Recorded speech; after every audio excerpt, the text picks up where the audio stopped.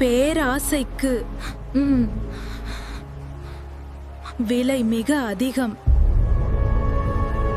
ஒரு நாள் ஆற்றங்கரையில் நடந்து சென்ற 2 தோழிகள், நிர்மலா மற்றும் கீதா, 2 விசித்திரமான முட்டைகளை கண்டனர். ஒன்று வெள்ளை, மற்றொன்று பொன்னிறம் கலந்த சிவப்பு. நிர்மலா பேராசையுடன் அந்த பொன்முட்டையை எடுத்துக்கொண்டு விரைந்து வீட்டிற்கு போனாள். கீதா அமைதியாக வெள்ளை முட்டையை கவனமாக எடுத்துச் சென்றாள். அன்று இரவு நிர்மலாவின் முட்டை உடைந்து ஒரு பொன்னிற ஆமை வெளியே வந்தது. இதனுள்ளே நிறைய தங்கம் இருக்கும் என்று எண்ணிய அவள் பேராசையில் ஆமையை காயப்படுத்தினாள். ஆனால் உள்ளே ஒன்றுமே இல்லை. எல்லாவற்றையும் இழந்துவிட்டதை உணர்ந்து அவள் வருந்தினாள்.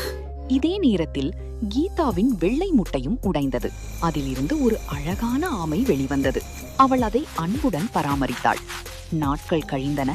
அந்த ஆமை தினமும் பொன்முட்டைகள் இடத் தொடங்கியது. கீதா அவற்றை விற்று மகிழ்ச்சியும் அமைதியும் நிறைந்த வாழ்க்கையை வாழ்ந்தாள்.